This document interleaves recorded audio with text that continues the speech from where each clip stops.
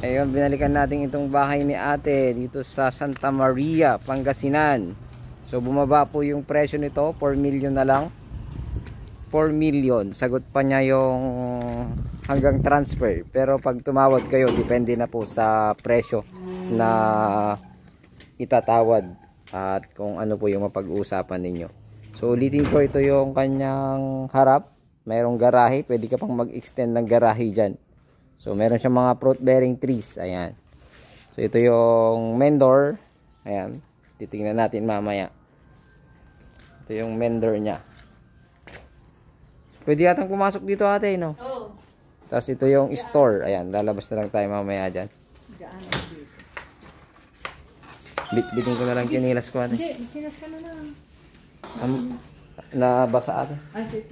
Ito yung kanyang terrace. Tapos sala. Ayan, ito yung sala. So mga gamit may iwan, depende lang sa kukunin ni ate na kanilang ano ba tawag doon?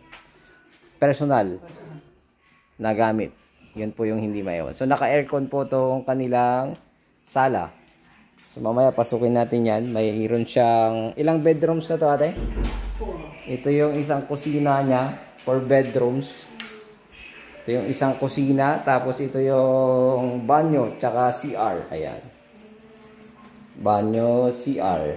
So, bali ang CR nito nasa 4. So, ito yung kitchen. So, nagluluto si sir. Ayan, kasali po mga gamit. Ayan. Mga gamit dyan kasama po. So, ito yung parang sala din ito naman. Parang sala na rin to. Ano yan? Hallway. Hallway, ayan. So, ito yung master bedroom. May CR.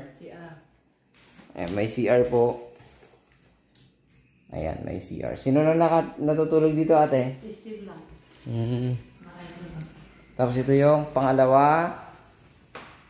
Tapos pangatlo. Tapos pang-apat. Ito. Pang-apat. So, ulitin ko. 688 square meter. 688 square meter ito at may 4 na bedroom. May hallway, may living room. Ayan, living room. 2 kitchen. So, meron pa pong ano doon sa likod. Tingnan natin. Pwede pa dito doon. Dito. So, tingnan natin, meron pa siya, ano dito space. Maluwang pa yung space dito sa likod.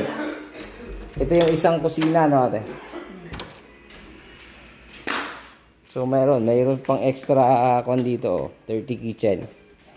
So, ito yung kanilang water, ano ba tawag dito?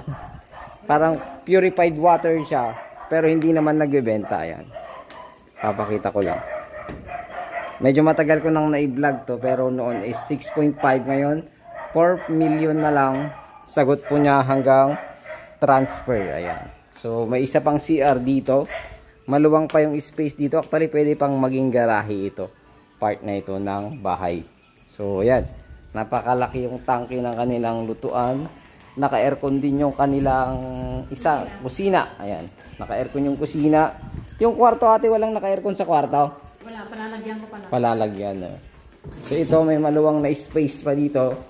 Napakaluwang ng space. Plus store. Plus may store. Ito yung store kanina. So maluwang po ito. 680 square meter nga lang. Siyempre, yung title nito nawala. Pero sagot po niya lahat hanggang transfer sa 4 million. Pero pag, ano na po, may bodega pa dito sa part nito. Pero pag babawasan, depende po yun. So meron ding last price si ma'am. So bahala na kayong mag-usap ni ma'am kung magkano po yun. So pag sa 4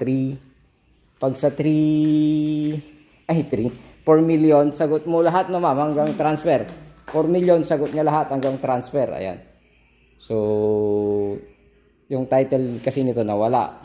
So nung binili ni ma'am, from ano kayo? From London, no? London. Kaya lang, pag uwi niya, yung title, wala.